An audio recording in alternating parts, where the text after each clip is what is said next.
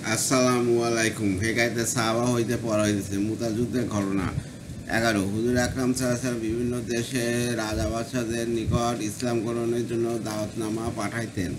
এমনকি এক পত্র দিয়ে হারেস বিন উমার রাদিয়াল্লাহু আজাদিকে বছরার শাসনকর্তার নিকট পাঠাইলেন। পত্র লইয়া তিনি যখন মুতা নামক স্থানে পৌঁছালেন তখন সোরাবিল নামক রোম সম্রাটের জনৈক শাসনকর্তা তাকে হত্যা করে। যে কোনো জাতির নিকট দ্রুত হত্যা অবৈধ। সুতরাং তার এই গহিত কাজের জন্য হুজুর পাক সাল্লাল্লাহু আলাইহি ওয়াসাল্লাম মনে বড় ব্যথা পাইলেন। সঙ্গে সঙ্গে হুজুর সাল্লাল্লাহু আলাইহি ওয়াসাল্লাম 3 সহস্র সৈন্যের একটি বাহিনী প্রস্তুত করিয়া হযরত যায়েদ বিন হারেসা রাদিয়াল্লাহু নেতৃত্বে মুতার দিকে রওনা হইলেন। যাত্রাকালে হুজুর সাল্লাল্লাহু আলাইহি ওয়াসাল্লাম এই বলিয়া ওসিয়াত করিলেন, যদি এই যুদ্ধে যায়েদ শহীদ হইয়া যায় তবে জাফর বিন আবি তালেব যেন সেনাপতি নিযুক্ত হয়। তিনিও শহীদ হইয়া গেলে আবদুল্লাহ বিন রাওয়া রাদিয়াল্লাহু যেন সেনাপতি নিযুক্ত হয়। হুজুর সাল্লাল্লাহু আলাইহি ওয়াসাল্লামের নিকট এই উক্তি শুনিয়া জনক ইহুদী বলিয়া উঠিল, এই তিনজন নিশ্চয় শহীদ হইয়া যাইবেন। যেহেতু আগেকার নবীদের এই ধরনের উক্তি উহাই যথেষ্ট উদ্দেশ্য হইত। হুজুরে পাক সাল্লাল্লাহু আলাইহি ওয়াসাল্লাম একটা সাদা ঝান্ডা হযরত যায়েদ রাদিয়াল্লাহু হাতে সুপার্দ করিলেন এবং কয়েকজন সহচরকে নিয়ে সেনাদলকে বিদায় দিবার জন্য শহরের বাহির পর্যন্ত আসিলেন। ফিরিবার পথে এই বলিয়া দোয়া করিলেন যে আল্লাহ পাক তোমাদেরকে সহি সালামতে ফিরে আনুন এবং যে কোনো প্রকার অমঙ্গল হইতে হেফাজত করুন। প্রত্যুত্তরে হযরত আবদুল্লাহ বিন রাওয়া রাদিয়াল্লাহু 3টি কবিতা পাঠ করেন, যার অর্থ এই যে, আমি আমার প্রতিপালকের নিকট স্বীয় পাপের জন্য ক্ষমা প্রার্থনা করিতেছি। এমন এক সুতীক্ষ্ণ তরবারি চাইতেছি যা আমার রক্তের স্রোত বইয়া দেয়, অথবা এমন এক বর্ষা চাইতেছি যা আমার বক্ষ ও কলিজাকে বিদীর্ণ করিয়া দেয় এবং মানুষ আমার কবরের পাশ দিয়া যাইবার সময় যেন বলে, হে গাজী, আল্লাহ পাক তোমাকে সঠিক পথে পরিচালিত করিয়া কামিয়াব করুন। নিশ্চয়ই তুমি সঠিক পথে কামিয়াব যাত্রী।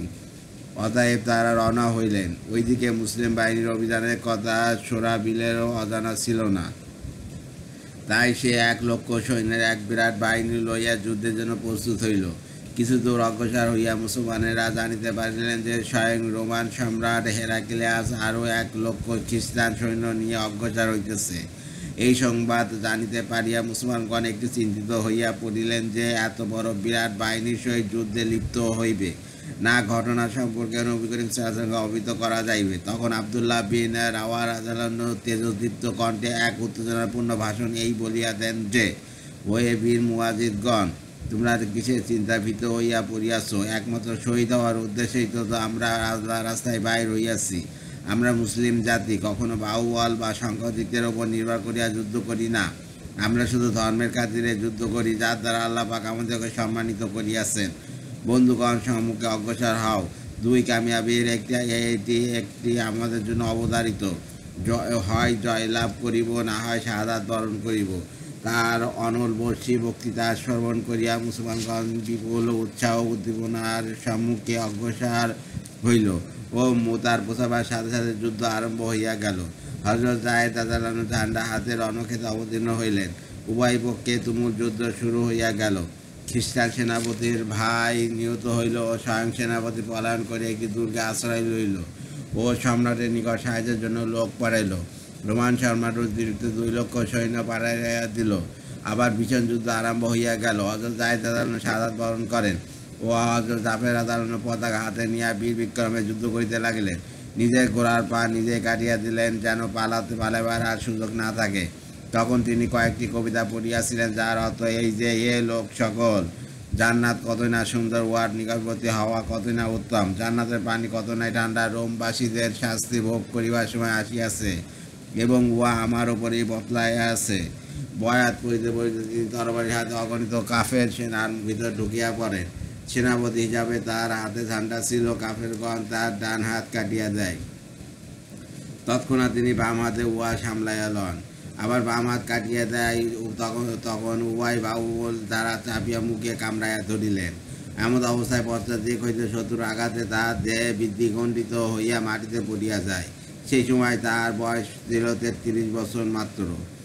হযরত আব্দুল্লাহ ইবনে ওমর রাদিয়াল্লাহু আনহু বলেন, যুদ্ধের পর যখন আমরা হযরত জাফর রাদিয়াল্লাহু লাশ উঠাইলাম তখন দেখিতে পাইলাম তার দেহ সম্মুখভাগে 90টি জখম রহিয়াছে। তার শাহাদাতের পর লোকজন হযরত আব্দুল্লাহ ইবনে রাওয়া রাদিয়াল্লাহুকে উচ্চস্বরে ডাকিলেন। তিনি 3 দিন পর্যন্ত উপবাস থাকার পর সৈন্যদলের এক কোণে দাঁড়ায় এক গোস্তের টুকরা খাইতেছিলেন। আওয়াজ শোনা মাত্র এই গোস্তের টুকরা দূরে নিক্ষেপ করিয়া নিজেকে ধিক্কার দিয়া বললেন যে জাফর তো শহীদ হইয়া গেল, আর তুমি এক দুনিয়া খেলায় মত্ত। একটি আঙ্গুলে আঘাতপ্রাপ্ত হইয়া লটকাইয়া পড়ে। অসুবিধা দেখিয়া তিনি পায়ের নিচে চাপিয়া উহাকে টানিয়া ছিঁড়িয়া ফেলেন। তখন তিনি পঙ্গপালের মতো অগণিত শত্রু সেনার সম্মুখীন হইয়া ক্ষণিকের তরে একটু বিস্মৃত হইয়া পড়িয়াছিলেন, কিন্তু মুহূর্তের মধ্যে দুর্বলতার কুয়াশা কাটিয়া গেল এবং নিজেকে সমর্থন করিয়া বলিতে লাগিলেন, হে অন্তর, দুনিয়ার আর কোনো মোহ তোমার বাকি রহিয়াছে বিবির জন্য? তা হইলে তাহাকে 3 তালাক, গোলামের জন্য তবে তারা সব আজাদ, বাঘ বাগিচার জন্য তবে সে সব আল্লাহ রায়ের সৎকা। এই বলিয়া যুদ্ধের গজল গাইতে আরম্ভ করিলেন, যার অর্থ এই, হে আমার মন, খুশিতে হোক বা না খুশিতেই হোক তোমাকে রণক্ষেত্রে নামিতেই হইবে। সুখ শান্তিতে তোমার জীবনের এক দীর্ঘ সময় কাটিয়া গেল। চিন্তা করিয়া দেখো, এক ফুটা বীর্য দ্বারাই তোমার জন্ম। ওই দেখো কাফেরগণ কীভাবে মুসলমানদের উপর ঝাঁপে আসিতেছে। তোমার কি হইল যে বেশকে তুমি পছন্দ করিতেছ না? যুদ্ধে শহীদ না হইলে অবশেষে একদিন তো তোমাকে মরতেই হইবে। অথবা ঘোড়া হইতে নামিয়া পড়িলেন, তার চাচাতো ভাই একটা গোস্তের টুকরা হাতে দিয়া বলিল, একটু খাইয়া কুমোরটা সোজা করিয়া লও, যেহেতু কয়েকদিন যাবৎ খাইবার সময় অবসরও পাও নাই। হঠাৎ একদিকে হইতে হইল শোনা গেল। তিনি গোস্তের টুকরা ফেলিয়া দিয়া সেই দিকে ধাবিত হইলেন। অমিত তেজে তলোয়ার চালাতে শহীদ হইয়া গেলেন। হযরত সাঈদ বিন জুবাইর রহমতুল্লাহ হাজ্জাজ বিন ইউসুফের ঘটনা। সাঈদ বিন জুবাইর রহমতুল্লাহ একজন বিখ্যাত তাবেঈ ছিলেন। তৎক্ষণাৎ উমাইয়া বংশের খলিফা আবদুল্লাহ মালিক ইবনে মারওয়ান কর্তৃক নিযুক্ত কুখ্যাত জালেম অত্যাচারী হাজ্জাজ বিন ইউসুফ কুফার শাসনকর্তা ছিল। হযরত সাঈদ রহমতুল্লাহ হাজ্জাজের বিরুদ্ধে বিদ্রোহ ঘোষণা করেন। অবশেষে উভয়ের মধ্যে যুদ্ধ হয়। যুদ্ধে হযরত সাঈদ বিন জুবাইর রহমতুল্লাহ পরাজিত হইয়া মক্কায় পলায়ন করেন। খলিফা আব্দুল মালিকের নির্দেশে মক্কার শাসনকর্তা এই বলিয়া ঘোষণা দেয় যে সাঈদ বিন জুবাইরকে যে ব্যক্তি আশ্রয় দান করিবে তাহার এবং তার প্রতিবেশী কারোর রক্ষা নাই। অবশেষে শাসনকর্তা তাকে গ্রেপ্তার করিয়া হাজ্জাজের নিকট পাঠিয়ে দেয়। হাজ্জাজ তাহাকে আপন দরবারে ডাকিয়া জিজ্ঞাসা করেন, হাজ্জাজ, তোমার নাম কি? সাঈদ, আমার নাম সাঈদ। হাজ্জাজ, তুমি কার পুত্র? সাঈদ, আমি জুবাইরের পুত্র। সাঈদ শব্দের অর্থ ভাগ্যবান এবং জুবাইর শব্দের অর্থ সংশোধিত। হাজ্জাজের নিকট পিতা পুত্রের এই শুভ নাম পছন্দ হইল না, তাই সে বলিয়া উঠিল, না, তোমার নাম সাকি বিন কোসের। সাকি শব্দ অর্থ বৎখাত আর কোসের শব্দ অর্থ ভগ্নবস্তু। সাঈদ, আমার মাতার নাম আমার নাম তোমার চেয়ে ভালো জানে। হাজ্জাজ, তুমি বকবক, তোমার মাতাও বকবক। সাঈদ, গায়েব জানেন শুধু তুমি ব্যতীত অন্য কেউ, অর্থাৎ আল্লাহ তাআলা। হাজ্জাজ, দেখো, এখনই তোমাকে মৃত্যুর মুখে ফেলিয়া দিতেছি। সাঈদ, তবে তো আমার নাম ঠিকই রাখিয়াছেন। হাজ্জাজ, দেখো, এখন তোমাকে কিভাবে জাহান্নামে পৌঁছাই দিতেছি। সাঈদ, জাহান্নামে পাঠাবার ক্ষমতা তোমার আছে, এই কথা জানিতে পারিলে তোমাকে আল্লাহ বানিয়া লইতাম। হাজ্জাজ, হুজুর সাল্লাল্লাহু আলাইহি ওয়াসাল্লাম সম্পর্কে তোমার আকীদা কি? সাঈদ, তুমি রহমতের নবী, সর্বোৎকৃষ্ট নসিহত সহকারে আল্লাহ পাক তাকে দুনিয়াতে পাঠিয়েছেন। হাজ্জাজ, খলিফাদের সম্পর্কে তোমার কি ধারণা? সাঈদ, আমি তাকে মুহাফেজ নই, প্রত্যেক স্বীয় কৃতকর্মের জন্য দায়ী। হাজ্জাজ, আমি তাদেরকে ভালো জানি না খারাপ জানি। সাঈদ, যে বিষয়ে তো আমার কোনো জ্ঞান নাই সেই বিষয়ে আমি কি বলিতে পারি? আমি শুধু নিজের কথা বলিতে পারি। হাজ্জাজ, খলিফাদের মধ্যে সবচেয়ে উত্তম তোমার মতে কে ছিলেন? সাঈদ, যিনি আমার মালিককে সবচেয়ে বেশি সন্তুষ্ট করিতে পারিয়াছিলেন। কোনো কোনো কিতাবে উল্লেখ আছে তিনি বলিয়াছেন তাদের মধ্যে কোন কোন বিষয় একে অপরের চেয়ে উত্তম ছিলেন। হাজ্জাজ, যিনি আল্লাহকে সবচেয়ে বেশি রাজি করেছেন তিনি কে? সাঈদ, যিনি অন্তর্যামী তিনিই জানেন। হাজ্জাজ, হযরত আলী জান্নাতে না জাহান্নামে? সাঈদ, আমি যদি জান্নাত বা জাহান্নামে যাই, সেখানকার বাসিন্দাকে দেখিতে পাই, তবে বলিতে পারিব। হাজ্জাজ, কিয়ামতে আমি কিরূপ ব্যক্তি হইব? সাঈদ, গায়েবের কথা বলার মতো যোগ্যতা আমার কোথায়?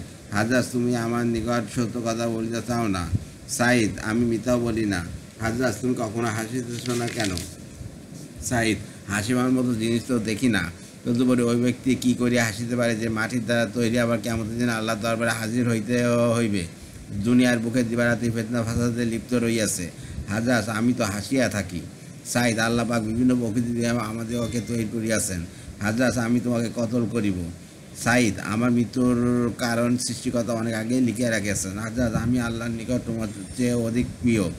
সাইদ নিজের পরিণাম না জানিয়া এইরূপ দুঃসাহ কেউ করিতে পারে না, তদুপরি গায়েবের মালিক একমাত্র আল্লাহ। হাজরাত আমি কোনো দুঃসাহস করিব না, আমি তো জামাত ও জাতির বাছাইয়ের সাথে আছি এবং আর তুমি তো বিদ্রোহীদের সাথে। সাইদ আমি জামাত হইতে পৃথক নই, ফিতনা আমাকে আমি পছন্দ করি না, তবে ভাগ্যে যা লেগে আছে তা কেউ খণ্ডন করিতে পারে না। হাজরাত আমিরুল মুমিনদের জন্য আমি যা কিছু সঞ্চয় করিতেছি সে বিষয়ে তোমার কী ধারণা।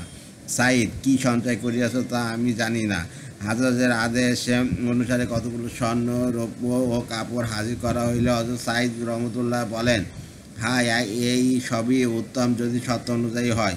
হাজরাত আবার কি সেই সত্য। সাইদ এইসব দ্বারা এমন সব বস্তু খরিদ করো যা কিয়ামতের মহাসংকটের নিকট তোমার কাজে আসিবে, নতুবা প্রত্যেক স্তনদাতা মাতা তার দুগ্ধবৎসল শিশুকে ভুলিয়া যাইবে এবং গর্ভবতীর গর্ভ নষ্ট হইয়া যাইবে। সেই দিন উত্তম বস্তু ব্যতীত মানুষের কল্যাণে আর কিছুই আসিবে না। হাজরাত আমি যা জমা করিয়াছি তা কি উত্তম বস্তু নয়। সাইদ উহার ভালো মন্দ তুমি বেশি বলিতে পারো। হাজরাত তুমি উহা থেকে নিজের জন্য কোনো জিনিস পছন্দ করো।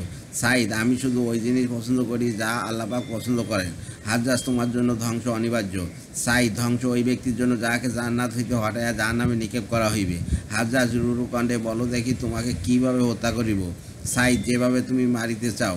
হাজরাত তোমাকে কি ক্ষমা করিয়া দিব। সাইদ আল্লাহর ক্ষমাই প্রকৃত ক্ষমা, তোমার ক্ষমার কোনো মূল্য নাই। হাজরাত জল্লাদকে হুকুম করিল ইয়াকে কতল করিয়া দাও। হযরত সাইদ রহমতুল্লাহকে বাইরে আনা হইলে তিনি একটু হাসিলেন। হাজরাতকে এই সংবাদ দেওয়া হইলে সে পুনরায় তাকে ডাকিয়া পাঠালেন ও হাসির কারণ জিজ্ঞাসা করিলেন। হযরত সাইদ রহমতুল্লাহ বলেন, আল্লাহর উপর তোমার দুঃসাহস ও তোমার উপর আল্লাহর অসীম ধৈর্য দেখিয়া। হাজরাত বলিলেন, যে ব্যক্তি মুসলমানের মধ্যে বিভেদ সৃষ্টি করিয়াছে আমি তাকে কতল করিতেছি। অথবা সে জল্লাদকে বলিল, আমার সম্মুখে তো তার কদ্দান উড়িয়া দাও। হযরত সাইদ রহমতুল্লাহ বলিলেন, আমি 2 রাকাত নামাজ পড়িয়া নিতেছি। নামাজ আদায় করিয়া কিবলামুখী হইয়া পড়িলেন। আমি ওই আল্লাহর দিকে মুখ ফিরাইলাম যিনি আসমান জমিন সৃজনশীল করিয়াছেন এবং সর্বদিক থেকে সম্পর্ক ত্যাগ করিয়া একমাত্র তাহার দিকে ফিরিলাম এবং আমি মুশরিকদের অন্তর্ভুক্ত নই। হাজরাত ওয়ার মুখ কেবলার থেকে ফিরাইয়া নাসারাদের কেবলার দিকে করিয়া দাও, কেননা তাহাদের মতো সেও আমাদের দিনের মধ্যে বিভেদ সৃষ্টি করিয়াছে। যেদিকে মুখ ফিরাও সেই দিকে আল্লাহ আছেন, যিনি যাবতীয় গোপন রহস্য জানেন। হাজরাত ওয়াকে জমিনের দিকে মুখ ফিরিয়া দাও, আমরাও শুধু জাহেরের ওপর আমল করিব। হযরত সাইদ রহমতুল্লাহ বললেন, আমি তোমাদেরকে জমিন হইতে সৃষ্টি করেছি, আবার জমিনের মধ্যে লইয়া যাব, সেখানে হইতে আবার তোমাদেরকে উঠাইব। হাজরাত ইয়াকে হত্যা করো। সাইদ আমি তোমাকে এই কথা সাক্ষী করিতেছি, তুমি আমার এই কালেমাকে আমানত স্বরূপ রাখিবে। কিয়ামতের দিন তোমার সহিত সাক্ষাৎ হইলে উহা তোমার নিকট থেকে লইয়া লইব। তারপর তাকে কতল করিয়া দেওয়া হলো। ইন্না লিল্লাহি। তার ইন্তেকালের পর দেখা গেল তার শরীর হইতে অতিমাত্রায় রক্ত প্রবাহিত হইতেছে। স্বয়ং হাজরাত অসুস্থ হইয়া তার ডাক্তারকে উহার কারণ জিজ্ঞাসা করিয়াছিল। সে উত্তর করল, তিনি এত নির্ভীক ছিলেন যে তার রক্ত স্বাভাবিক অবস্থায় থাকিয়া যায়, অপক্ষান্তরে অন্যান্যের রক্ত মৃত্যু খবর শুনিলে শুকিয়া যায়। ফায়দা এই ঘটনা শুধু নমুনাস্বরূপ বর্ণনা করা হইল। ইমাম আজম হযরত আবু হানিফা রহমতুল্লাহ, ইমাম আহমদ বিন হাম্বল রহমতুল্লাহ প্রমুখ হক কথা বলার জন্য হুকুমের তরফ হইতে অনেক নির্যাতন ভোগ করিয়াছেন। হুজুর পাক সাল্লাল্লাহু আলাইহি ওয়াসাল্লাম ইরশাদ করিয়াছেন, অত্যাচারী শাসনকর্তার নিকট হক কথা বলাই সর্বশ্রেষ্ঠ জিহাদ। উক্ত মহাপুরুষগণ হাদিসে মর্ম অনুসারে যথার্থভাবে আমল করিয়া নির্ভীকভাবে চরম নির্দেশনা রাখিয়া গিয়াছেন। 8ম অধ্যায় এলেম ও জ্ঞান অর্জনের আগ্রহ। যেহেতু কালেমা তাওহীদ হইল দিন ও উহা যাবতীয় পূর্ণতা লাভের মূল ভিত্তি, উহা ব্যতীত যে কোনো পূর্ণ কাজ আল্লাহর দরবারে গ্রহণযোগ্য নয়। এই জন্য সাহাবাগণ ইসলামের প্রাথমিক যুগে তাওহীদের প্রচার ও কাফিরদের সহিত জিহাদ করার প্রতি অধিকতর মনোযোগ দিয়াছিলেন। কাজে জ্ঞান চর্চার তেমন সুযোগ তারা করিয়া উঠতে পারে নাই। এত যথেষ্ট এলেমের প্রতি যে অনুরাগ ও আগ্রহ তারা দেখাইয়াছেন, আজ দীর্ঘ 1400 বছর পরেও তাহার ফলশ্রুতি স্বরূপ কুরআন ও হাদিসের শিক্ষা বিদ্যমান রহিয়াছে। ইসলামের প্রথম অবস্থার পর যখন সাহাবাগণ একটি স্বস্তির নিঃশ্বাস ফেলিতে লাগিলেন এবং মুসলমানের সংখ্যা বর্ধিত হইতে লাগিল, তখনই এই আয়াত অবতীর্ণ হয়। অর্থাৎ মুসলমানদের সকলেই আল্লাহ রাস্তায় বাইর হইয়া পড়িবে, উহা সঙ্গত নহে, বরং প্রত্যেক দল হইতে একটি ক্ষুদ্র দল বাইর হইয়া যাইবে। তবে যেন বাড়িতে থাকিয়া যাওয়ার লোকসমূহ দিনের শিক্ষা হাসিল করিতে পারে, যেন তারা সতর্ক হইয়া চলিতে পারে। হযরত আব্দুল্লাহ বিন আব্বাস রাদিয়াল্লাহু আনহু বলেন, এই দুইটি আয়াত দ্বারা জিহাদের জন্য প্রত্যেক মুসলমানের উপর ব্যাপকভাবে যে আদেশ প্রযোজ্য ছিল, তার এই হুকুম প্রথমোক্ত আয়াতের দ্বারা বাতিল হইয়া গিয়াছে। যেহেতু সাহাবা কেরাম রাদিয়াল্লাহু আনহুম বহুমুখী গুণের অধিকারী ছিলেন, তাই তারা দিনের প্রত্যেক বিভাগকে সামলাই লইতেন। কিন্তু পরবর্তী তাবেঈনদের যুগে ইসলাম যখন প্রসার লাভ করিল ও মুসলমানদের সংখ্যা বৃদ্ধি পাইয়া গেল, তখন আল্লাহ পাক দিনের প্রত্যেকটি বিভাগের জন্য ভিন্ন ভিন্ন জামাত পয়দা করিয়া দিলেন। মুহাদ্দিসিনদের বিরাট জামাত হাদিসের সংরক্ষণ ও প্রচারের কাজে লাগিয়া গেলেন। আবার ফকির এবং সুফিকারী এবং মুজাহিদগণের ভিন্ন ভিন্ন জামাত পয়দা হইয়া দিনের প্রতিটি বিভাগ রক্ষা করিতে লাগিলেন, কেননা প্রত্যেক বিভাগে পূর্ণ দক্ষতা লাভ করা একমাত্র নবীদের জন্যই সম্ভব ছিল। বিশেষত আমাদের মহানবী সাল্লাল্লাহু আলাইহি ওয়াসাল্লাম বিশ্বজনীন গুণের অধিকারী ছিলেন। এই জন্য এই অধ্যায়ে সাহাবা ব্যতীত অন্যান্য বুজুর্গদের কাহিনীও আলোচিত হইবে। ফতুয়া দানকারী সাহাবাদের নাম। জিহাদ ও ধর্ম প্রচারের সাথে সাথে সাহাবীগণ এলেমের চর্চায় লিপ্ত থাকিতেন এবং নিজের জানা এলেম অপরের নিকট পৌঁছাইবার কাজেও নিয়োজিত থাকিতেন। কিন্তু একদল লোক হুজুর পাক সাল্লাল্লাহু আলাইহি ওয়াসাল্লামের জামানা হইতে ফতুয়ার কাজে বিশেষ খ্যাতি অর্জন করেন। তারা হইলেন হযরত আবু বকর সিদ্দিক, হযরত ওমর, হযরত আলী, হযরত আব্দুর রহমান ইবনে আউফ, উবাই বিন কাব, আব্দুল্লাহ বিন মাসুদ, মুআজ বিন জাবাল, আম্মার ইবনে ইয়াসের, হুযাইফা, সালমান ফারসি, জায়েদ বিন সাবেদ, আবু মুসা, আবু দারদা রাদিয়াল্লাহু আনহু। হযরত আবু বকর সিদ্দিক রাদিয়াল্লাহু তাআলা কর্তৃক হাদিস ভান্ডার জ্বালায়া দেওয়া। আম্মাজান হযরত আয়েশা রাদিয়াল্লাহু আনহার বলেন, আমার পিতা হযরত আবু বকর রাদিয়াল্লাহু তাআলা আনহু স্বহস্তে 500 হাদিস একত্রে লিপিবদ্ধ করিয়াছিলেন। একদা রাত্রির বেলায় তাহাকে দেখিতে পাইলাম যে তিনি অস্থির অবস্থায় শুধু ও পার্শ্ব পরিবর্তন করিতেছেন। আমি তার এই ছটপটের ভাব দেখিয়া জিজ্ঞাসা করিলাম, আব্বাজান, আপনার কোনো কষ্ট হইতেছে কি নাকি, অথবা দুশ্চিন্তায় কোনো সংবাদ পাইছেন নাকি? মূল কথা, তিনি সারাতে পেরেশানিকৃত কাটিয়া ভোরবেলায় আমাকে বলিলেন, মা, আমি যে তোমার নিকট কতগুলো হাদিস লিখিয়া রাখিয়াছিলাম, ওইগুলো লইয়া আসো। আমি উহা হাজির করা মাত্রই তিনি উহা পুড়াইয়া ফেলেন। আমি উহার কারণ জিজ্ঞাসা করিলে তিনি বললেন, উহার মধ্যে অন্যের নিকট শ্রবণ করা কিছু রেওয়াত রহিয়াছে, উহার মধ্যে কিছুটা সন্দেহ থাকিতে পারে। এমন অবস্থায় আমি যদি মরিয়াও যাই, লোকে উহা রেওয়াত করে, তবে হয়তো উহা মুসিবত আমার উপরেই বতলাবে। ফায়দা। হযরত আবু বকর সিদ্দিক রাদিয়াল্লাহু তাআলা জ্ঞান পিপাসার চরম নিদর্শন এখানেই পাওয়া যায় যে তিনি 500 হাদিসের একটা কিতাব লিখিয়াছেন। অবশ্য উহাকে আবার জ্বালায় ফেলা তার হাদিস বর্ণনায় সতর্কতার একটি অপূর্ব নিদর্শন। এইরূপ সতর্কতা অবলম্বনের দরুনই প্রধান সাহাবীদের রেওয়াত খুবই কমই দেখা যায়। আমরা এই জামানায় যারা মেম্বারে বসিয়া অনাগল হাদিস বর্ণনা করিয়া ফেলি, তাদের এই ঘটনা হইতে শিক্ষা গ্রহণ করা উচিত। অথচ হযরত সিদ্দিক আকবর রাদিয়াল্লাহু তাআলা ঘরে এবং বাইরে এবং দেশে এবং বিদেশে সবসময় হুজুর পাক সাল্লাল্লাহু আলাইহি ওয়াসাল্লামের সহচর ছিলেন। সাহাবারা বলিতেন, আবু বকর আমাদের মধ্যে সর্বশ্রেষ্ঠ জ্ঞানী ছিলেন। হযরত ওমর রাদিয়াল্লাহু আনহু বলেন, হুজুর সাল্লাল্লাহু আলাইহি ওয়াসাল্লামের ইন্তেকালের পর খলিফা নির্বাচনের প্রশ্নে হযরত আবু বকর রাদিয়াল্লাহু আনহু যে ভাষণ দিয়েছিলেন, উহাতে তিনি আনসারদের ফজিলত সম্পর্কিত যাবতীয় আয়াত ও হাদিস বর্ণনা করায় প্রমাণিত হয় যে কুরআন হাদিস শাস্ত্রে তার জ্ঞান কত গভীর ছিল। কিন্তু এত দশত্বের খুব নগণ্য সংখ্যক হাদিসে তিনি রেওয়াত করিয়া গিয়াছেন। এই রহস্যের দরুন ইমাম আবু হানিফা রহমতুল্লাহ হইতে ও হাদিসের রেওয়াত খুবই কমই শোনা যায়। হযরত মুআজ ইবনে ওমর উমায়ের রাদিয়াল্লাহু আনহু তাবলীগ। হযরত মুসাব ইবনে উমায়ের রাদিয়াল্লাহু আনহু ঘটনা 7ম অধ্যায় 1ম নম্বরে বর্ণিত হইয়াছে। মদিনার যে ক্ষুদ্র দলটি মিনার ঘাটিতে সর্বপ্রথম ইসলাম গ্রহণ করিয়াছিলেন, তাহাদের শিক্ষার জন্য হুজুর পাক সাল্লাল্লাহু আলাইহি ওয়াসাল্লাম হযরত মুসআব রাদিয়াল্লাহু আনহুকে মদিনায় পাঠাইয়াছিলেন। তথায় তিনি দিবারাত্রি তালিম এবং তাবলীগের কাজে লিপ্ত থাকিতেন। মুসলমানদের কোরআন শরীফ ও ধর্মীয় আচার ব্যবহার শিক্ষা দিতেন। আসাদ বিন জুরারা রাদিয়াল্লাহু আনহুর বাড়িতে তিনি অবস্থান করিতেন এবং শিক্ষক হিসাবে খ্যাতি লাভ করেন। মদিনার প্রখ্যাত সর্দার সাদ বিন মুআজ এবং ওসাইদ বিন হুযায়ের বিদেশি মেহমানদের সাথে এই প্রতিপত্তি সহ্য করিতে না পারিয়া হযরত আসাদ রাদিয়াল্লাহু আনহুর নিকট গিয়ে রুক্ষ ভাষায় বলিল, তোমার বিদেশি বন্ধু আমাদের দুর্বল মানুষদেরকে সৎ কাজে লিপ্ত করিয়া বেকুব বানাইতেছে, কাজে তুমি তাকে মদিনা হইতে তাড়াইয়া দাও। হযরত আসাদ রাদিয়াল্লাহু তাআলা আনহু বলিলেন, তোমরা প্রথমে তার কথাগুলো শোনো, পছন্দ না হইলে তাকে তাড়াই দিতে আমার কোনো আপত্তি নেই। উসাইদ বলিল, হ্যাঁ, ইয়া তো নাই বিচারের কথা। অথবা সে হযরত মুসাব রাদিয়াল্লাহু আনহুর নিকট ইসলামের সৌন্দর্য ও কালামে পাক শুনিয়া উসাদ বলিল, বাহ, কি চমৎকার কথা, কি মধুর বাণী। সঙ্গে সঙ্গে তিনি প্রস্তাব দিলেন, ভাই, তোমরা যখন কারোর কাউকে আপন ধর্মে দীক্ষিত করো তখন কি শিক্ষা দাও? তারা বলল, গোসল করিয়া পাকসাপ কাপড় পরিয়া কালেমা শাহাদাত পড়িতে হয়।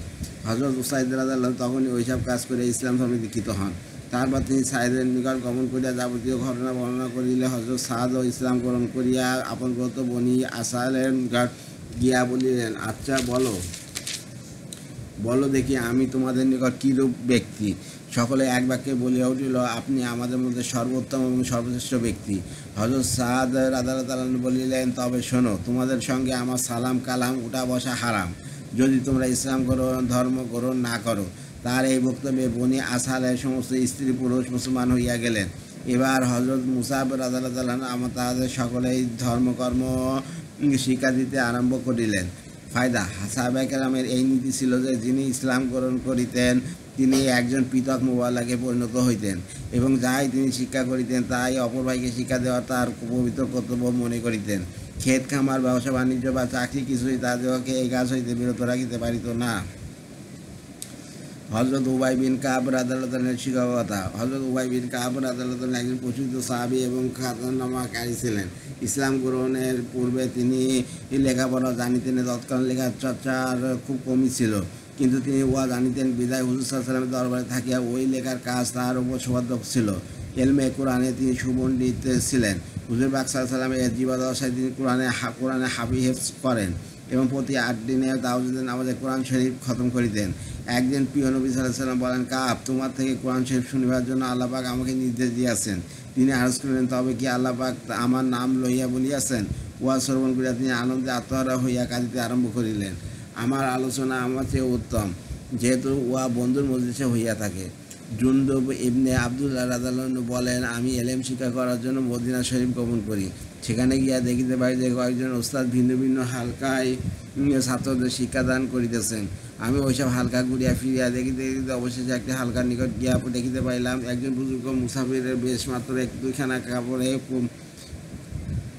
কাপড়ে দিয়ে আবৃত করে হাদিস পড়াইতেছেন। আমি লোকজনকে জিজ্ঞাসা করিলাম, এই বুজুর্গ ব্যক্তি কে? তারা বলল, উনি মুসলমানদের সর্দার হযরত উবাই বিন কাব রাদিয়াল্লাহু আনহু। আমি তার হালকায় বসিয়া পড়িলাম। বৈঠক শেষে তিনি যখন বাড়ি ফিরিতেছিলেন আমিও তখন তার সঙ্গে সঙ্গে চলিলাম। সেখানে গিয়া দেখিলাম একটা পুরাতন জীর্ণশীর্ণ কুটিরে তিনি দরবেশী জীবন নির্বাহ করিতেছেন। হযরত উবাই রাদিয়াল্লাহু আনহু বলেন, একবার নবী করিম সাল্লাল্লাহু আলাইহি ওয়াসাল্লাম আমাকে পরীক্ষামূলকভাবে জিজ্ঞাসা করিলেন, বলো তো বরকত ও ফজিলত দিক দিয়া কুরআন মাজিদের সবচেয়ে বড় আয়াত কি? আমি আরজ করিলাম, আল্লাহ এবং তার রাসূলই ভালো জানেন। হুজুর সাল্লাল্লাহু আলাইহি ওয়াসাল্লাম আমাকে আবার প্রশ্ন করিলেন। আমি লজ্জায় এবারও প্রথমবারের মতো উত্তর দিলাম। হুজুর সাল্লাল্লাহু আলাইহি ওয়াসাল্লাম আবার জিজ্ঞাসা করিলেন। আমি আদবের সহিত আরজ করিলাম, আয়াতুল কুরসি। হুজুর সাল্লাল্লাহু আলাইহি ওয়াসাল্লাম অত্যন্ত খুশি হইয়া ফরমাইলেন, আল্লাহ পাক তোমার এলেমে বরকত দান করুন। একবার হুজুর সাল্লাল্লাহু আলাইহি ওয়াসাল্লাম নামাজ পড়াইতেছিলেন, কেরাতের মধ্যে একটি আয়াত ছুটিয়া গেলে হযরত উবাই রাদিয়াল্লাহু লোকমা দিয়াছিলেন। নামাজ শেষে হুজুর সাল্লাল্লাহু আলাইহি ওয়াসাল্লাম লোকমা দিয়েছিল কে? উবাই বলিলেন, হুজুর সাল্লাল্লাহু আলাইহি ওয়াসাল্লাম আমি।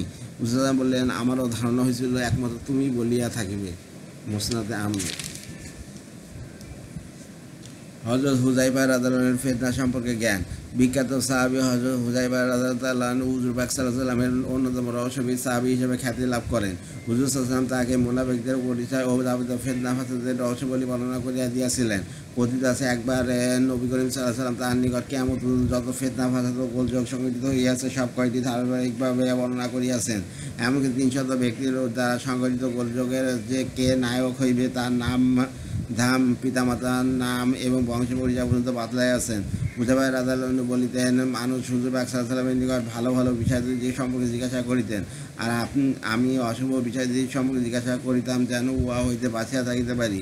একদা আমি জিজ্ঞাসা করিলাম, হে আল্লাহর নবী সাল্লাল্লাহু আলাইহি ওয়াসাল্লাম, আপনার বরকতে আজ আমরা যে অমঙ্গলময় জীবন যাপন করিতেছি উহার পর কি কোনো অমঙ্গলের আশঙ্কা রহিয়াছে? হুজুর সাল্লাল্লাহু আলাইহি ওয়াসাল্লাম উত্তর করিলেন, হ্যাঁ, অমঙ্গল আসিবে। আমি আবার আজ করলাম, উহার পর কি আবার অমঙ্গলের আশা করা যায়? হুজুর সাল্লাল্লাহু আলাইহি ওয়াসাল্লাম বললেন, হ্যাঁ, অমঙ্গল আবার আসিবে, তবে অন্তরের অবস্থা আগের মতো আর থাকিবে না। তখন তুমি আল্লাহর কালাম পড়িতে থাকো এবং উহার অর্থের প্রতি মনোযোগ দাও এবং উহার আদেশ নিষেধের দাবিদারি করো। আমি পুনরায় আজ করিলাম, সেই মঙ্গলের পর কি আবার অমঙ্গল আসিবে? হুজুর সাল্লাল্লাহু আলাইহি ওয়াসাল্লাম ইরশাদ করলেন, হ্যাঁ, এমন লোক সৃষ্টি হইবে যারা মানুষকে গুমরাহ করিয়া দিবে এবং জাহান্নামের দিকে লইয়া যাইবে। আমি বললাম, ইয়া রাসূলুল্লাহ, আমি যদি সেই জামানা পাই তবে আমাকে কি করিতে হইবে? বলিলেন, যদি তুমি তখন মুসলমানদের সম্মিলিত কোনো জামাত পাও এবং তাদের কোনো বাদশা থাকে, তবে তাদের সঙ্গে যোগ দাও, নচেৎ সব কয়টি দল ত্যাগ করিয়া নির্জনে বা কোথাও গাছতলায় বসিয়া যাইবে এবং জীবনের শেষ পর্যন্ত সেখানে কাটিয়া দিবে। যেহেতু সমস্ত মুনাফিকের তালিকা হুজুর সাল্লাল্লাহু আলাইহি ওয়াসাল্লাম তার নিকট বলিয়া দিয়াছিল, অতঃপর হযরত ওমর রাদিয়াল্লাহু আনহু তার নিকট মাঝে মাঝে জিজ্ঞাসা করিয়া লইতেন যে তাহার গভর্নরদের মধ্যে কোনো মুনাফিক আছে কিনা। একবার তিনি বলিয়াছিলেন, হ্যাঁ, একজন লোক আছে, তবে আমি তার নাম বলিব না। হযরত ওমর রাদিয়াল্লাহু বুঝিতে পারিয়া সেই লোকটিকে বরখাস্ত করিয়া দিলেন। এইরূপ কোনো ব্যক্তি মারা গেলে তিনি দেখিতেন যে লোকটি জানাজায় হুযায়ফা রাদিয়াল্লাহু আনহু শরীক হইয়াছে কিনা। হুযায়ফা রাদিয়াল্লাহু আনহু শরীক হইলে হযরত ওমর রাদিয়াল্লাহু আনহু তার জানাজায় শরীক হইতেন। মৃত্যুর সময় হযরত হুযায়ফা রাদিয়াল্লাহু আনহু পেরেশান অবস্থায় কান্নাকাটি করিতেছিলেন। উহার কারণ জিজ্ঞাসিত হইলে তিনি বলিলেন, সংসার ছাড়িয়া যাওয়ার উপর তো আমার ক্রন্দন নয়, কেননা মৃত্যু তো আমার প্রিয় বস্তু, বরং আমি এই জন্য ক্রন্দন করিতেছি যে আমি পরবর্তীকারের সন্তুষ্টি লইয়া যাইতেছি না অসন্তুষ্টি লইয়া যাইতেছি। তারপর বলিলেন, হে আল্লাহ, উহা আমার জীবনের শেষ মুহূর্ত। তুমি জানো আমি তোমাকে কত ভালোবাসি, অতএব তোমার সাক্ষাতের সময় আমাকে বরকত দান করো। আবু দাউদ উসদুল গাবা। হযরত আবু হুরায়রা রাদিয়াল্লাহু আনহু এর হাদিস মুখস্থ করা। হযরত আবু হুরায়রা রাদিয়াল্লাহু আনহু একজন প্রখ্যাত বুজুর্গ সাহাবী ছিলেন। সাহাবীদের মধ্যে তিনি সবচেয়ে বেশি হাদিস বর্ণনা করিয়া গিয়াছেন। সপ্তম হিজরিতে ইসলাম গ্রহণ করিয়া হুজুর সাল্লাল্লাহু আলাইহি ওয়াসাল্লাম ইন্তেকালের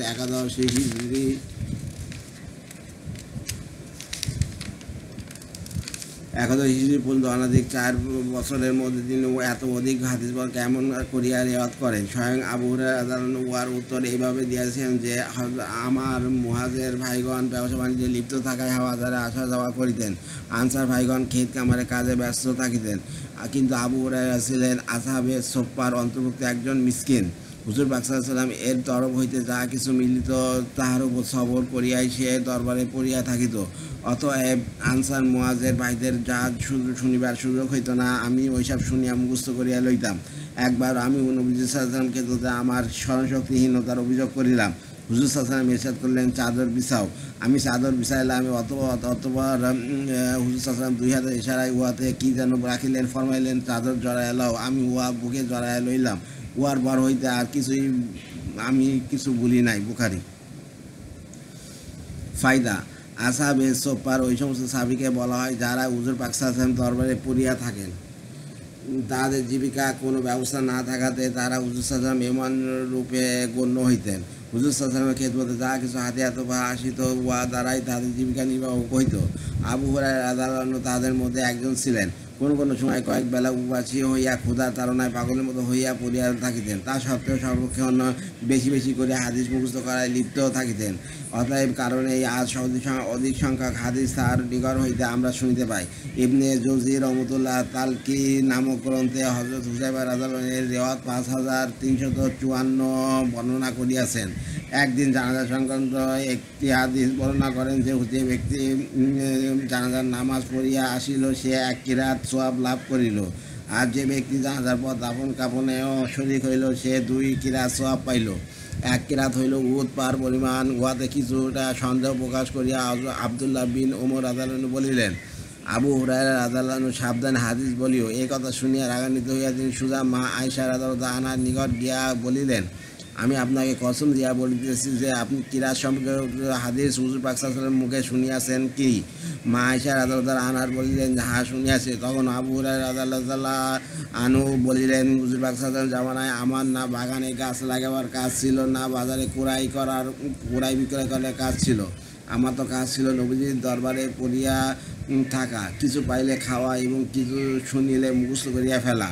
তখন হযরত আব্দুল্লাহ রাদিয়াল্লাহু আনহু বলিলেন, হ্যাঁ, তুমি আমাদের মধ্যে সবচেয়ে বেশি হাজেরবাজ ছিলে এবং অধিক সংখ্যক হাদিস জানিতে। এতদশতে আবু হুরায়রা রাদিয়াল্লাহু আনহু বলিতেন, আমি দৈনিকবার 1000 বার ইস্তাগফিরুল্লাহ পড়িয়া থাকি।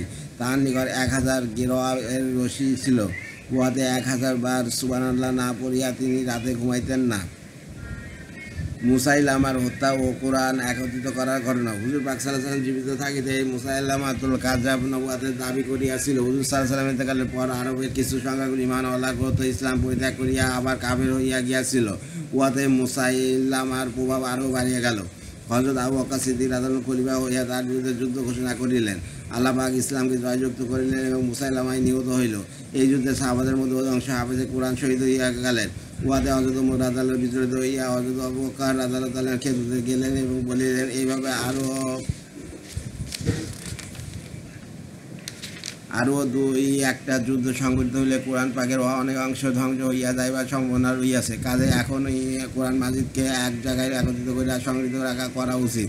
হযরত সিদ্দিক আকবর রাদিয়াল্লাহু আনহু বলিলেন, যে কাজ স্বয়ং হুজুর পাক সাল্লাল্লাহু আলাইহি ওয়াসাল্লাম করিয়া যান নাই, আমরা উহাতে কি করিয়া সাহস করিতে পারি? কিন্তু হযরত ওমর রাদিয়াল্লাহু আনহু এর বারবার বলাতে খলিফার অন্তরে উহার প্রয়োজনীয়তা বুকে আসিল এবং তৎক্ষণাৎ হযরত যায়েদ বিন সাবিত রাদিয়াল্লাহু ডাকিয়া পাঠাইলেন এবং যায়েদ রাদিয়াল্লাহু আসিয়া উভয়কে দেখিতে পাইলেন। হযরত আবু বকর রাদিয়াল্লাহু বললেন, হুজুর পাক সাল্লাল্লাহু আলাইহি ওয়াসাল্লাম জামানায় আপনি ওই লেখার কাজে নিযুক্ত ছিলেন। কাজেই কোরআনকে সংগ্রহ করিবার এই বিরাট দায়িত্ব আপনাকে বহন করিতে হইবে। তিনিও প্রথমে নারাজ ছিলেন এবং পরে উহার গুরুত্ব উপলব্ধি করিয়া রাজি হইলেন। যায়েদ বিন সাবিত রাদিয়াল্লাহু বলেন, আল্লাহর কসম, একটা পাহাড়কে এক স্থান হইতে অন্য স্থানে লইয়া যাওয়ার হুকুম আমার জন্য কোরআন একত্রিত করার হুকুমের চেয়ে সহজতর ছিল। অবশেষে কোরআন কারিমে বিভিন্ন স্থানে লিখিত এবং সাহাবাদের সেনায় রক্ষিত যাবতীয় অংশ তিনি কঠোর পরিশ্রম করিয়া একত্রিত করেন। বুখারী। ফায়দা: এই ঘটনায় সাহাবা কেরামগণ হুজুর পাক সাল্লাল্লাহু আলাইহি ওয়াসাল্লাম এর কতটুকু দাবিদারি করিতেন তার পরিচয় পাওয়া যায়। একটা পাহাড়কে এদিক সেদিক করা সহজ ছিল, কিন্তু হুজুর পাক সাল্লাল্লাহু আলাইহি ওয়াসাল্লাম যা করেন নাই উহা করা তাদের জন্য সহজ ছিল না। দ্বিতীয় কথা, ইসলামের মূল ভিত্তি পবিত্র কোরআনকে একত্রিত করার সৌভাগ্য তার ভাগ্যে লিপিবদ্ধ ছিল। হযরত যায়েদ রাদিয়াল্লাহু এই ব্যাপারে এতটুকু সতর্কতা অবলম্বন করেন যে অলিখিত কোনো আয়াতে লিপিবদ্ধ করেন নাই, প্রত্যেক আয়াতকে হাফেজদের সিনাই সংগৃহীত আয়াতের মধ্যে মিলাইয়া লইতেন। এই ব্যাপারে কোরআনের বিখ্যাত অভিজ্ঞ ব্যক্তি হযরত উবাই বিন কাব রাদিয়াল্লাহু তাকে যথেষ্ট সাহায্য করিয়াছিলেন। হাদিস বর্ণনা: ইবনে মাসউদ রাদিয়াল্লাহু সতর্কতা। আর হযরত ইবনে মাসউদ রাদিয়াল্লাহু ফতোয়া দানকারী সাহাবীদের অন্তর্ভুক্ত অন্যতম বিখ্যাত সাহাবী ছিলেন। ইসলামের প্রাথমিক যুগে তিনি ইসলাম গ্রহণ করেন। আবিসিনিয়া হিজরত করা ছাড়াও তিনি হুজুর পাক সাল্লাল্লাহু আলাইহি ওয়াসাল্লামের বিশিষ্ট খাদেম হিসাবে জুতাওয়ালা, তাকিয়াওয়ালা এবং মেসওয়াকওয়ালা নামে অভিহিত ছিলেন। তার বিষয় হুজুরে আকরাম সাল্লাল্লাহু আলাইহি ওয়াসাল্লামের অভিমত এবং যদি বিনা পরামর্শে কাউকে আমির বানাতে হয় তবে আমি আব্দুল্লাহ বিন মাসউদকে বানাইব। হুজুর সাল্লাল্লাহু আলাইহি ওয়াসাল্লাম তাকে বলেন, যে কোনো সময় আমার দরবারে হাজির হওয়ার তোমার জন্য অনুমতি রইয়াছে। হুজুর সাল্লাল্লাহু আলাইহি ওয়াসাল্লাম আরও বলেন, কেউ যদি কোরআন শরীফকে ঠিক ওইভাবে পড়িতে চায় যেভাবে নাজিল হইয়াছে তবে যেন সে আব্দুল্লাহ বিন মাসউদ রাদিয়াল্লাহুর মতোই পড়ে। তিনি আরও বলেন, ইবনে মাসউদ রাদিয়াল্লাহু যা বর্ণনা করিবে তাহাকে সত্য মনে করিবে। আবু মুসা আশআরী রাদিয়াল্লাহু বলেন, আমরা যখন ইয়ামান হইতে মদিনায় আগমন করি তখন দীর্ঘদিন যাবৎ ইবনে মাসউদ রাদিয়াল্লাহুকে আমরা হুজুর পাক সাল্লাল্লাহু আলাইহি ওয়াসাল্লামের পরিবারভুক্ত লোক মনে করিতে থাকি, যেহেতু তিনি এবং তার মামা আপন ঘরের মতোই হুজুর পাক সাল্লাল্লাহু আলাইহি ওয়াসাল্লামের ঘরে বেশি বেশি যাতায়াত করিতেন। বুখারী। আবু ওমর সারুরি রাদিয়াল্লাহু বলেন, হুজুর পাক সাল্লাল্লাহু আলাইহি ওয়াসাল্লামের সঙ্গে এত বড় সম্পর্ক থাকা সত্ত্বেও আমি দীর্ঘ 1 বছর যাবৎ ইবনে মাসউদ রাদিয়াল্লাহুর খেদমতে থাকিয়া কোনো দিন নবী করিম সাল্লাল্লাহু আলাইহি ওয়াসাল্লাম বলিয়াছেন এইরূপ যুক্তি শুনি নাই। তবে কখনো যদি সেইরূপ বলিয়া ফেলিতেন তা হইলে তার শরীরে কম্পন আসিয়া যাইত। আমর বিন মাইমুন রাদিয়াল্লাহু বলেন, আমি 1 বছর যাবৎ প্রতি বৃহস্পতিবার তার খেদমতে হাজির হইতাম। এই দীর্ঘদিনের মধ্যে কখনো হুজুর বলিয়াছেন এইরূপ উক্তি করেন নাই। হ্যাঁ, একবার তিনি বলিয়া ফেলিলেন, নবীজি ইয়া ইরশাদ করিয়াছেন। এই কথা বলা মাত্রই তাহার শরীরে কম্পন আসিয়া গেল, চক্ষু অশ্রুতে ভরিয়া গেল, কপালে ঘাম রেখা দিল, শিরাসমূহ ফুলিয়া উঠিল এবং পরক্ষণে বলে উঠিলেন, ইনশাআল্লাহ হুজুর সাল্লাল্লাহু আলাইহি ওয়াসাল্লাম এইরূপ বলিয়াছেন, অথবা উহার কাছাকাছি কিছু বলিয়াছেন, অথবা উহার চেয়ে কিছু কম বা বেশি বলিয়াছেন। মুসনাদ আহমদ। হাদিস বর্ণনায় সাহাবাদের উহাই ছিল নিদর্শন। কেন হুজুর সাল্লাল্লাহু আলাইহি ওয়াসাল্লাম বলিয়াছেন, যে ব্যক্তি আমার পক্ষ হইতে কোনো মিথ্যা কথা বর্ণনা করিবে সে যেন আপন ঠিকানা জাহান্নামে ঠিক করিয়া লয়। এই বয়ে সাহাবা কেরাম রাদিয়াল্লাহু তাআলা আনহুম হুজুর পাক সাল্লাল্লাহু আলাইহি ওয়াসাল্লামের বর্ণিত আদেশ নিষেধ বর্ণনা করিতেন সত্য, কিন্তু হুজুর সাল্লাল্লাহু আলাইহি ওয়াসাল্লাম এইরূপ বলিয়াছেন এইরকম স্পষ্ট ভাষা ব্যবহার করিতেন না। কেন হযরত হয়তো অবাস্তব কোনো কথা মুখ হইতে বাহির হইয়া পড়ে নাকি? এই অবস্থায় সহিত আমরা নিজেদের যেন একটু যাচাই করিয়া লই, কেন হাদিস বর্ণনা করা বহু দায়িত্বের ব্যাপার। হানাফি মাযহাবের অধিকাংশ মাসাইল আব্দুল্লাহ বিন মাসউদ রাদিয়াল্লাহু রিওয়ায়াত হইতে সংগঠিত। হযরত আবু দারদা রাদিয়াল্লাহু খেদমতে হাদিস সংগঠনের জন্য যাওয়া। কাসির বিন কায়েস রহমতুল্লাহ বলেন, আমি দামেস্কের মসজিদে হযরত আবু দারদার রাদিয়াল্লাহু আনহুর খেদমতে বসাছিলাম। এমন সময় এক ব্যক্তি তাহার নিকট হাজির হইয়া বলিল, জনাব, আমি মদিনা শরীফ হইতে একটি হাদিস জানিবার জন্য আপনার দরবারে আসিয়াছি। যেহেতু আমি শুনিয়াছি উক্ত হাদিস নাকি আপনি নবী করিম সাল্লাল্লাহু হইতে শুনিয়াছেন। আবু দারদার রাদিয়াল্লাহু আনহু বলিলেন, অন্য কোনো ব্যবসা উপলক্ষে আসেন নাই তো? লোকটি বলিল, না, শুধু সেই হাদিস জানিবার জন্য বলিয়া আসিয়াছি। হযরত আবু দারদা রাদিয়াল্লাহু আনহু বললেন, আমি হুজুর সাল্লাল্লাহু আলাইহি ওয়াসাল্লাম নিকট শুনিয়াছি, যে ব্যক্তি এলেম হাসিল করার উদ্দেশ্যে কোনো রাস্তা অবলম্বন করে, আল্লাহ তাআলা তার জন্য বেহেশতের রাস্তা সহজ করিয়া দেন এবং তালেমে এলেমে অসন্তোষের জন্য ফেরেশতাগণ আপন ডানা বিছিয়া দেন এবং আসমান জমিনের যাবতীয় মাখলুক তার জন্য ইস্তেগফার করিতে থাকে, এমনকি পানির মাছ পর্যন্ত তার জন্য ক্ষমা প্রদর্শন করে। আলেমের ফজিলত আবেদের ওপর এইরূপ যেমন চন্দ্রের ফজিলত নক্ষত্রের ওপর। ওলামা কেরাম আম্বিয়া কেরামের উত্তরাধিকারী, তবে নবীগণ কাউকে টাকা পয়সা উত্তরাধিকারী না বানায় একমাত্র এলেমের উত্তরাধিকার বানিয়ে গিয়েছেন। যে ব্যক্তি এলেম হাসিল করিল, সে বাস্তবিক এক অমূল্য সম্পদ হাসিল করিল। ফায়দা: হযরত আবু দারদা রাদিয়াল্লাহু আনহু ফিকহ শাস্ত্রবিদ সাহাবীদের মধ্যে অন্যতম ছিলেন। তাকে হাকিমুল উম্মত বলা হয়। তিনি বলেন, হুজুর পাক সাল্লাল্লাহু আলাইহি ওয়াসাল্লামের নবুয়তের জামানায় আমি ব্যবসা করিতাম। ইসলাম গ্রহণ করিবার পর আমার ইচ্ছা হইল ব্যবসা এবং ইবাদত উভয় একত্রে চালিয়ে যাব, কিন্তু কার্যত তাহা হইয়া উঠিল না। সেই জন্য আমাকে ব্যবসায় ত্যাগ করিতে হইল। এমনকি আমার অন্তর উহাও কবুল করিল না যে আমি আমার ঘরের সামনে একটা দোকান হোক, বা যেন এক ওয়াক্ত নামাজও ছুটিয়া যাইবার উপক্রম না হয়, এবং উহাতে দৈনিক 40টা স্বর্ণ মুদ্রার মুনাফা হয়, এবং উহা আল্লাহর রাস্তায় দান করিয়া দিই। জনৈক ব্যক্তি প্রশ্ন করিল, এত সব সুযোগ সুবিধা সত্ত্বেও আপনি উহা কেন পছন্দ করিতেন না? তিনি উত্তর করিলেন, হিসাব নিকাশ তো দিতে হইবে। তিনি বলিলেন, আল্লাহর পাকের সহিত মিলনের আশায় আমি মৃত্যুকে ভালোবাসি, বিনয়ের খাতিরে আমি দরিদ্রতাকে ভালোবাসি, গুনাহ মাফ পাইবার আশায় রোগ শোককে ভালোবাসি। উল্লেখিত ঘটনায় দেখা গেল, একটিমাত্র হাদিস শোনাবার জন্য এক ব্যক্তি এত দীর্ঘ পথ অতিক্রম করিয়াছেন। একটি হাদিস সংগ্রহের নিমিত্ত দূর দূরান্ত সফর করা তাদের জন্য সস্তা ছিল। কুবার অধিবাসী বিখ্যাত মুহাদ্দিস হযরত সাবি একদিন আপনাকে সাগরেদকে একটি হাদিস শুনিয়া বলিলেন, দেখো বৎস, ঘরে বসিয়া বিনা পরিশ্রমে পাইয়া গেলে নচেত এর চেয়ে ক্ষুদ্র জিনিসের জন্য আমরা মদিনা শরীফ পর্যন্ত সফর করিতাম। কেননা প্রাথমিক যুগে হাদিসের কেন্দ্রস্থল একমাত্র মদিনাই ছিল। সাঈদ বিন মুসাইব রহমতুল্লাহ বলেন, আমি একটি হাদিস সংগ্রহের জন্য কয়েকটি দিন অনবরত দিবারাত্রি চলিতে থাকিতাম। ইমাম বুখারীর হাদিস সংকলন। ইমাম বুখারী রহমতুল্লাহ 194 হিজরিতে জন্মগ্রহণ করেন। 205 হিজরি অর্থাৎ মাত্র 11 বছর বয়সে হাদিস পড়া আরম্ভ করেন। আবদুল্লাহ বিন মুবারক রহমতুল্লাহ এর সমস্ত গ্রন্থ বাল্যকালে মুখস্থ করিয়া ফেলেন। আপন জন্ম প্রাপ্ত যাবতীয় হাদিস সংগ্রহ করার পর 210 হিজরিতে তিনি বিদেশ যাত্রা করেন। শৈশবে তার পিতা ইন্তেকাল করেন, তাই তার মাতাই সফরে একমাত্র সঙ্গিনী ছিলেন। অতঃপর তিনি বলক এবং বাগদাদ, মক্কা, বসরা, কুফা, সিরিয়া, আসকালান, হেমস ইত্যাদি শহরে গমন করিয়া যেখানে যত হাদিস সম্ভব ছিল সংগ্রহ করিয়া অতি অল্প বয়সেই তিনি হাদিস শাস্ত্রের ওস্তাদ রূপে খ্যাতি অর্জন করেন। অথচ তার মুখে তখন পর্যন্ত এই তাদের একটা মাত্র প্রসঙ্গ কথাই নাই। তিনি নিজেই বর্ণনা করেন, আমি মাত্র 18 বছর বয়সে সাহাবা এবং তাবিঈনদের মীমাংসিত সমস্যাগুলির উপর কিতাব লিপিবদ্ধ করিয়া ফেলি। হযরত হাসেম এবং তার জনৈক সাথী বলেন, আমরা ইমাম বুখারী সহ একত্রে উস্তাদের নিকট হাদিস শিক্ষা করিতে যাইতাম।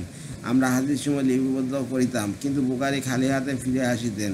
একদিন আমরা বলিলাম, তুমি শুধু সময় নষ্ট করিতেছ। তিনি চুপ করিয়া রইলেন। আমরা কয়েকবার তাকে এই কথা বলাতে তিনি উত্তর করিলেন, বড় বিরক্ত করিতেছ, লও তোমরা কি শিখিয়াছ? আমরা 15,000 লিখিত হাদিস তার নিকট পেশ করিলাম। তিনি ওই সমস্ত হাদিস একাধারে মুখস্থ শুনিয়া দিলেন। উহাতে আমরা হতবাক হইয়া গেলাম। আমার ইউটিউব চ্যানেল এই পর্যন্ত পড়লাম। আজকের দিনে থাক। আলহামদুলিল্লাহ, খুদা হাফেজ। আমার রিপন কোরাস হচ্ছে ইউটিউব চ্যানেল, ওটাকে আপনারা দয়া করে সাবস্ক্রাইব করবেন, লাইক কমেন্ট শেয়ার দেবেন আমার ভিডিওতে। আর রিপন কোরাস হচ্ছে আমার ফেসবুক পেজ, ওইটাকে আপনারা ফলোতে রাখবেন। সবাই ভালো থাকবেন, সুস্থ থাকবেন, আর 5 ওয়াক্ত নামাজ পড়বেন। আর এই যে শীতকাল, গরমও না, ঠান্ডাও না, এখানে মানুষের অসুস্থ হওয়ার সম্ভাবনা আছে। এই যাতে খেয়াল রাখবেন আর নিয়ম মাফিক জীবনযাপন পরিচালনা করবেন। ধন্যবাদ। আল্লাহ হাফিজ। সবাই ভালো থাকবেন।